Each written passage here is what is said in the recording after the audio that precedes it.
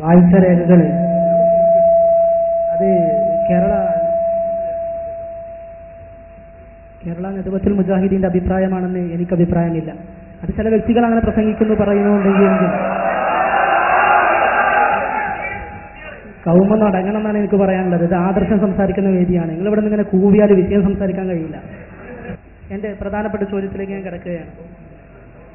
കേരളത്തിലെ മുജാഹിദുകളെ കുറിച്ച് ഇവിടെ പറയാനുള്ള മറ്റൊരു ആരോപണം, അവർ അള്ളാഹുവിന് കൈയുണ്ടെന്നും കാലുണ്ടെന്നും വിശ്വസിക്കുന്നവരാണ്.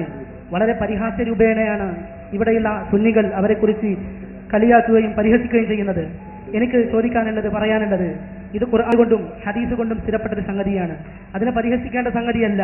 ഖുർആനിൽ അല്ലാഹു തആല പറഞ്ഞിട്ട് പലയിടത്തും പറഞ്ഞിട്ടുണ്ട്. അസമാവാതു മത്വിയാത്തുൻ ബിയമീനിഹി എന്ന് അല്ലാഹ് ഖുർആനിൽ പറഞ്ഞിട്ടുണ്ട്. ഹദീസിൽ യദുല്ലാഹി ഫൗക ഐദിഹിം എന്ന് പറഞ്ഞിട്ടുണ്ട്. ഇവിടെ യദ് എന്നും യമീന് എന്നൊക്കെ അല്ലാഹു തആല ഖുർആനിൽ പറഞ്ഞിട്ടുണ്ട്. അതാണ് ഇവിടെ മുജാഹിദുകൾ പറയുന്നത്. അത് മുഫസ്സിരീങ്ങളൊക്കെ പറഞ്ഞിട്ടുണ്ട്. ഖുർആനിൽ പറഞ്ഞതുപോലെ പറയണമെന്ന് മുഫസ്സിരീങ്ങൾ പറഞ്ഞിട്ടുണ്ട്. അപ്പൊ യദ് അല്ലാഹ് ഖുർആനിൽ പറഞ്ഞിട്ടുണ്ട്. കൈയുണ്ട് മുജാഹിദുകൾ പറയുന്നത്. നിങ്ങളെ പോലത്തെ കൈയുണ്ട് എന്ന് മുജാഹിദുകൾ പറയുന്നൊന്നുമില്ല. അതുകൊണ്ട് മുജാഹിദുകൾ ആ വിഷയത്തിൽ ആക്ഷേപിക്കേണ്ടതില്ല. സുന്നി നിലപാട് എന്താണെന്ന് അറിയാൻ ആഗ്രഹിക്കുന്നുമുണ്ട്. മുജാഹിദുകളുടെ ആദർശത്തെക്കുറിച്ച് ഞങ്ങൾ പറയേണ്ടതില്ല. മുജാഹിദിന്റെ സംസ്ഥാന സ്ഥാപക നേതാവ് കെ മൗലവി നൽകിയ ഫത്വയാണ് അൽമനാറിൽ, പുസ്തകം 2, ലക്കം 19-20, 952 ജനുവരി 20 ഇറങ്ങിയ അൽമനാറിൽ അവർ വ്യക്തമായി രേഖപ്പെടുത്തിയിട്ടുണ്ട്. അള്ളാഹുവിന് രൂപമുണ്ടെന്നോ ജഡമുണ്ടെന്നോ രൂപമുണ്ടെന്നോ സ്ഥലമുണ്ടെന്നോ ഭാഗമുണ്ടെന്നോ മുതലായ വല്ല വിശ്വാസവും വിശ്വസിച്ചാൽ അവൻ കാഫിറായ മുബ്തദി ആകുന്നു എന്ന് ഞങ്ങൾ പറഞ്ഞതല്ല, മുജാഹിദുകൾ പറഞ്ഞിട്ടുള്ളതാണ്, ഫത്വ നൽകിയതാണ്. അത് മനുഷ്യരെ പോലെയുള്ള രൂപം, മനുഷ്യരെ പോലോത്ത ഭാഗം, ജഡം എന്നൊന്നും ഇതിൽ പറഞ്ഞിട്ടില്ല. വെറുതെ ദുർവ്യാഖ്യാനിക്കേണ്ടതില്ല. മുജാഹിദ് അവരുടെ അൽമനാറിൽ നൽകിയ ഫത്വയാണ് ഈ ഫത്വ. ഈ ഫത്വയുടെ അടിസ്ഥാനത്തിൽ ഇക്കാലത്തെ മുജാഹിദുകളുടെ വിശ്വാസവും ആദർശവും എന്തായിരിക്കുമെന്ന് നിങ്ങൾ ഓരോരുത്തരും ചിന്തിച്ചു നോക്കുക. അതിൽ പറഞ്ഞത് ലോകത്തെ മുഴുവൻ മുസ്ലിങ്ങളുടെയും വിശ്വാസമാണ്. ജഡമുണ്ട് എന്ന വിശ്വാസം ലോകത്തെ മുസ്ലിങ്ങൾക്കില്ല. പക്ഷേ അല്ലാഹു തആല ഖുർആനിൽ പറഞ്ഞിട്ടുണ്ട് യദുണ്ട് എന്ന്. ഈ കൈ എന്ന പ്രയോഗം അല്ലാഹു തആല ഖുർആനിൽ പ്രയോഗിച്ചതാണ്. അത് എങ്ങനത്തെ കൈ എന്ന് നിങ്ങൾ രൂപപ്പെടുത്തേണ്ടതില്ല എന്നാണ് അല്ലാഹു ഖുർആനിൽ പറഞ്ഞിട്ടുണ്ട്. യദുണ്ട് എന്ന്, കൈയുണ്ട് എന്ന് ഖുർആനിൽ അല്ലാഹു പറഞ്ഞിട്ടുണ്ട്. അത് ഇവിടുത്തെ മുജാഹിദുകൾ പറയുന്നു. അത് തെറ്റാണ് എന്ന് വ്യാഖ്യാനിക്കേണ്ടതില്ല. ഈ ജഡമുണ്ട് എന്ന് പറഞ്ഞാൽ, അല്ലെങ്കിൽ മറ്റു അവയവങ്ങളുണ്ട് എന്ന് പറഞ്ഞാൽ ആ അർത്ഥത്തിലായിരിക്കണമെന്നില്ല ഖുർആനിൽ പറയുന്നത്. അല്ലാഹു കൈയുണ്ട് എന്ന് ഖുർആനിൽ സ്ഥിരപ്പെട്ടതുകൊണ്ട് ഞങ്ങളത് മുജാഹിദുകൾ അത് പറയുന്നു. ആ ഒരു കാര്യം ലോകത്ത് എവിടത്തും ഞങ്ങൾ പറയാൻ തയ്യാറുമാണ്. എവിടുന്ന് ഇപ്പൊ ഈ കയ്യും കാലും ഇറങ്ങിയെന്ന് ഇപ്പൊ എനിക്ക് മനസ്സിലായില്ല. നമ്മളിപ്പോ സലാം പറയുന്നതല്ലേ വന്നത്, സലാം പറഞ്ഞ് കാഫുറാക്കി ആകൂടെ അതിന്റെ ഇടക്ക് പിന്നെ കയ്യും കാലും കുഞ്ചാണ്. ഒരു കാര്യം ഞാൻ പറയാം, ഈ ചോദിക്കുന്ന ആളെ എനിക്കറിയില്ല, അയാൾ മുജാഹിദാണോ ജമാഅത്താണോ ഒന്നും അറിയില്ല. പക്ഷെ ഒരു കാര്യം തീർച്ചയാണ്, ഇതുവരെ അദ്ദേഹത്തിന്റെ പ്രയോഗങ്ങളും കാര്യങ്ങളും ഒക്കെ ഇങ്ങനെ കേട്ടാൽ ഖുർആൻ ഒരു തല മുതൽ അടുത്ത തല വരെ ഒരു വട്ടം പാരായണം ചെയ്തുകൊള്ളുന്നുള്ള കാര്യം സംശയമാണ്.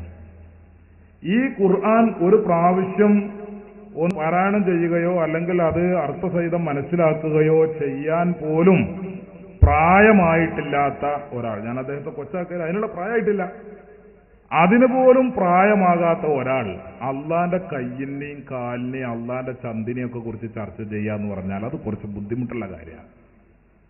അള്ളാഹുവിന്റെ അത്തരം സിഫത്തുകളെ സംബന്ധിച്ച് ചർച്ച ചെയ്ത് നിങ്ങൾ നരകത്തിലേക്ക് പോകരുത് എന്നാണ് പണ്ഡിതന്മാർ പറഞ്ഞിട്ടുള്ളത്.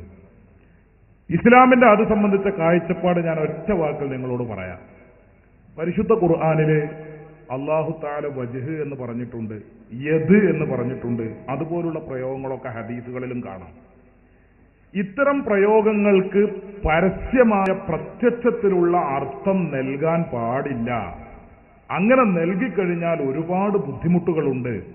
അല്ലാഹു ഖുർആനിൽ തന്നെ പറഞ്ഞിട്ടുണ്ട്, കുല്ലു ഷൈഇൻ ഹാലിക്കുൻ ഇല്ലാ വജ്ഹു.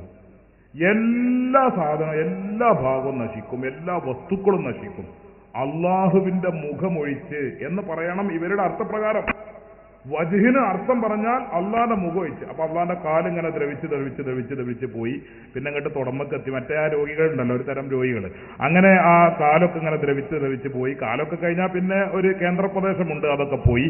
അങ്ങനെ ദ്രവിച്ച് കഴുത്തും പോകെ പിന്നെ അവസാനം ഈ മുഖം മാത്രം ഇങ്ങനെ അവശേഷിക്കും എന്ന് പറയേണ്ടി വരും ഈ അർത്ഥപ്രകാരം. അഹ്ലുസുന്നയുടെ പ്രബോധന കേന്ദ്രങ്ങളിലോ പ്രബോധന പരിപാടികളിലോ ആ വിഷയം മുന്നിട്ടിറങ്ങി ചർച്ച ചെയ്യാറില്ല. പിന്നെ ചോദ്യങ്ങൾ വരുമ്പോൾ അല്ലെങ്കിൽ ഇങ്ങോട്ട് വിമർശനങ്ങൾ വരുമ്പോൾ അത് വിശദീകരിക്കാൻ നമ്മൾ നിർബന്ധിതരാകുന്നു എന്ന് മാത്രം. അപ്പൊ അഹ്ലുസുന്ന ഈ വിഷയത്തിൽ വളരെ കണിശമായ നിലപാട് സ്വീകരിക്കുന്നു. എന്താണ് അഹ്ലുസുന്നത്തി വൽ ജമാഅ സ്വീകരിക്കുന്ന നിലപാട്? ഖുർആനിലും സുന്നത്തിലും വന്ന ഇത്തരം വിശേഷണങ്ങൾ ഹക്കാണ്, അത് സത്യമാണ്. പക്ഷേ അത് എങ്ങനെ എന്ന് അറിയാനോ വിശദീകരിക്കാനോ നാം കൽപ്പിക്കപ്പെട്ടിട്ടില്ല, നാം നിർദ്ദേശിക്കപ്പെട്ടിട്ടില്ല. നിർദ്ദേശിക്കപ്പെട്ട കാര്യങ്ങൾ തന്നെ ഒത്തിരി നമുക്ക് മനസ്സിലാക്കാനും പഠിക്കാനുമുണ്ട്. അതുകൊണ്ട് നിർദ്ദേശിക്കപ്പെടാത്ത കാര്യങ്ങളുടെ പിന്നിൽ നാം പോകേണ്ടതില്ല. മുഖം, കയ്യ്, കാല് എന്നൊക്കെ ഇത്തരം പദങ്ങൾക്ക് അർത്ഥം വെച്ചാൽ ഒരുപാട് ബുദ്ധിമുട്ടുകൾ ഉണ്ടാകും. അതുകൊണ്ട് ഈ പറയുന്ന പ്രയോഗങ്ങൾ സാങ്കേതിക പ്രയോഗങ്ങളാണ്. അത് ഖുർആനിന്റെ ഒരു പ്രത്യേകമായ ശൈലിയാണ്, ഹദീസിന്റെ പ്രത്യേകമായ ശൈലിയാണ്, ആലങ്കാരിക പ്രയോഗങ്ങളാണ്. അതുകൊണ്ട് ആലങ്കാരിക പ്രയോഗങ്ങളെ മുത്തശാബിഹാത്തിനെ മുത്തശാബിഹാത്തായി തന്നെ കാണുകയും അല്ലാത്തവയെ മുഹ്കമാത്തായി കണ്ട് അതിൽ നിന്ന് കാര്യങ്ങൾ മനസ്സിലാക്കി മുന്നോട്ട് പോവുകയുമാണ് മുസ്ലിമീങ്ങൾ ചെയ്യേണ്ടത് എന്ന് ഇവിടെ ഓർമ്മപ്പെടുത്തുന്നു. ഈ വിഷയകമായ ചോദ്യങ്ങൾ ഈ അനുവദിക്കുന്നതല്ല എന്ന് പറയുന്നു. കാരണം ഈ ചാലിയത്തുള്ള മുസ്ലിമീങ്ങൾക്ക് അള്ളാന്റെ കൈക്കെത്രയാണ് നീളം, അള്ളാന്റെ ചന്തിന്റെ വട്ടെത്ര, ഈ വിഷയത്തിലൊന്നും ഒരു സംശയമില്ല. അപ്പൊ അതുകൊണ്ട് തർക്കമുള്ള ഒരുപാട് വിഷയങ്ങൾ ഇവിടെ ഉണ്ട്. ഈ വിഷയങ്ങൾ ചർച്ച ചെയ്യാൻ ഉദ്ദേശിക്കുന്നുണ്ടോ? മൗലവിമാരെ കൊണ്ടുവരും. നിങ്ങളെ മൗലവിമാരുണ്ടല്ലോ ഇങ്ങനെ പിന്നെ ഡോക്ടറാണ് വൈദ്യരാണെന്നൊക്കെ പറഞ്ഞ് നടക്കണേ, ആ മൗലവിമാരെ കൊടുത്തിട്ട് ഒരു പക്ഷത്ത് സമസ്ത കേരള ജമിയത്തുൽ ഉലമയുടെ ആലിമീങ്ങൾ ഇരിക്കട്ടെ, മറുവശത്ത് ഇവരുടെ ആലിമീങ്ങൾ ഇരിക്കട്ടെ, എന്നിട്ട് ചർച്ച ചെയ്യട്ടെ. അല്ലാതെ സാധാരണക്കാർക്കിടയിൽ ഈ വിഷയം ചർച്ച ചെയ്യുന്നതിന് യാതൊരു പ്രസക്തിയുമില്ലാത്തത് കൊണ്ട് ആ വിഷയം അവസാനിപ്പിക്കണമെന്ന് വിനയപുരസ്സരം ആ ചോദ്യകർത്താവിനോട് ആവശ്യപ്പെടൂ. മറ്റു വിഷയങ്ങൾ, തർക്ക വിഷയങ്ങൾ നിങ്ങൾക്ക് ഇനിയും ഉന്നയിക്കും.